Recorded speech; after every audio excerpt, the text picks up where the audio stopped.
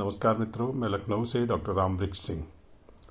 जब भगवान राम ने श्रीलंका पर विजय पाली तो कुछ लोगों ने उनसे कहा कि आप यहीं रह जाइए। ये स्वाभाविक था, जब उन्होंने लंका को जीत लिया है तो वे उसके राजा हो गए। लेकिन उन्होंने वहाँ रहना गवारा नहीं किया। उन्होंने कहा, अपि स्वर्णमयी लंका न मे लक्ष्मण रोचते, जननी जन्मभूमिश्च स्वर्गादपि गरीयसी। मुझे ये सोने की लंका पसंद नहीं है, मुझे यहाँ नहीं रहना है। मुझे तो अपनी जननी चाहिए, अपनी मातृभूमि चाहिए। ये होती है देशभक्ति। और आज हम जो देख रहे हैं उसमें इस भावना का कहीं भी कोई भी नामो निशान नहीं है।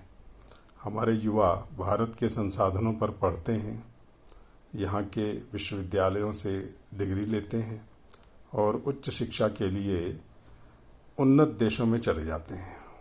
और वहाँ जाकर उनका प्रयास यही रहता है कि यहीं बस जाएं। ऐसे ऐसे मामले देखने में आए हैं जहाँ परिवार पूरी तरह बर्बाद हो गया अपने बेटे को विदेश भेजने के लिए। और विदेश जाकर वे बच्चे जब व्यवस्थित हो जाते हैं तो उनके मन में क्षण मात्र के लिए भी ये विचार नहीं आता कि हमें अपने देश लौटना है। क्यों?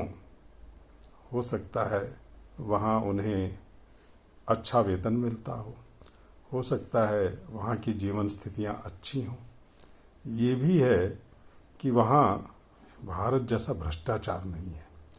भारत में कदम कदम पर भ्रष्टाचारी अधिकारियों, कर्मचारियों, नगर निगम के सेवकों, प्राधिकरणों, इन सब लोगों से आपको दो चार होना पड़ता है। यहाँ का पूरा तंत्र भ्रष्टाचार में जकड़ा हुआ है और जो युवा इससे तालमेल नहीं बैठा पाते वे विदेश चले जाते हैं और वहाँ का वातावरण भ्रष्टाचार से काफ़ी हद तक मुक्त है। लेकिन इसके बावजूद जब वहाँ की सरकारें उन्हें भगाती हैं, वहाँ युद्ध छिड़ जाता है, वहाँ जीवन यापन कठिन हो जाता है, जान के लाले पड़ जाते हैं, तब वही लोग भारत से गुहार लगाते हैं कि हमें बचा लो, हमें यहाँ से ले चलो। मित्रों, ऐसे लोगों से मेरा एक सवाल है। धरती पर ही वे देश हैं जहाँ आप जाकर बसना चाहते हैं, जहाँ की स्थितियाँ इतनी अनुकूल हैं कि आप वहाँ से लौटना नहीं चाहते। इस पृथ्वी पर ही वो सब है। आपके यहाँ तो जलवायु अच्छी है, यहाँ प्राकृतिक संसाधन बहुत अच्छे हैं, बस यहाँ का मनुष्य थोड़ा लालची है और भ्रष्ट है। वे भी सब के सब नहीं, जिनको अवसर मिल जाता है वे भ्रष्टाचार में लिप्त हो जाते हैं। यहाँ गंदगी है, लेकिन वो गंदगी हम ही ने तो मचाई है। अगर जिस व्यक्ति को पता ही नहीं है कि ये गंदा है, वो क्या जानेगा, कैसे करेगा उसको साफ? उसे तो मालूम ही नहीं है कि ये गंदा है। जब आप किसी भी चीज़ से अपने आप को दूर कर लेते हैं तब उसको आप देख पाते हैं समग्रता में, उसके गुण दोष आपकी दृष्टि में आ जाते हैं। जब तक आप उस वस्तु का हिस्सा बने रहते हैं, उस परंपरा में आप भी लिप्त रहते हैं, तब तक आपको पता ही नहीं चलता कि ये तो बुरा है।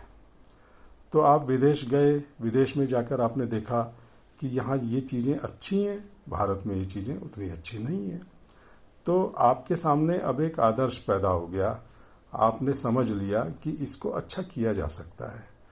तो जो विदेश की अच्छी बातें हैं वे आप भारत में लाकर लागू क्यों नहीं करते? एक गायत्री परिवार का नारा है, हम बदलेंगे जग बदलेगा।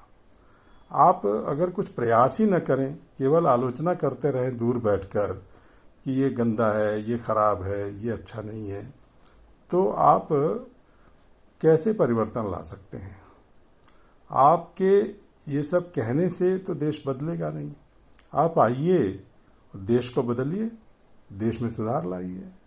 हमने देखा अंग्रेज़ मिशनरी आए या दुनिया के अन्य देशों से, यूरोप के देशों से बहुत से मिशनरी आए और उन्होंने इस देश में शिक्षा व्यवस्था ठीक की, यहाँ अस्पताल खोले।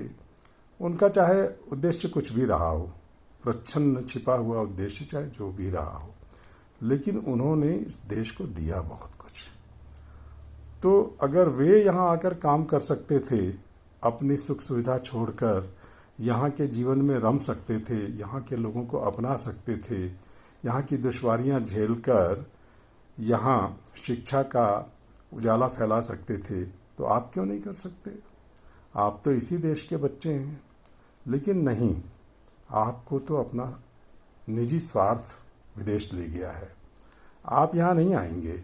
आप स्वार्थ के इतने वशीभूत हो गए हैं कि आपको यहाँ न आने के 1000 बहाने दिखते हैं।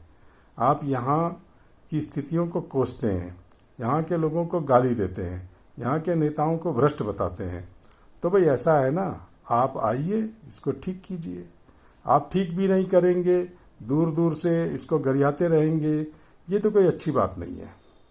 और तुर्रा ये कि जब आपके ऊपर आफत आती है तो आपको ये देश याद आता है। मैं बचपन से देखता आया हूँ प्रवासी भारतीयों को, NRIs को हमारा देश बहुत सिर आँखों पर बैठाता है। बैंक जो हैं उनसे कहते हैं हमारे यहाँ खाता खोल लीजिए, क्योंकि वे वहाँ से विदेशी मुद्रा भेजेंगे। परिवारों में उनकी बड़ी मांग होती है। वे जब विदेश से आते थे तो बाजे लाते थे, तरह तरह की साड़ियाँ लाते थे, कपड़े लाते थे, खिलौने लाते थे, भांति भांति के उपहार लाते थे। लेकिन अब वे सारी चीज़ें अपने देश में पैदा हो रही हैं, यहाँ बनाई जा रही हैं। विदेशी मुद्रा की भी कोई खास कमी नहीं है, विदेशी मुद्रा हम अर्जित कर रहे हैं।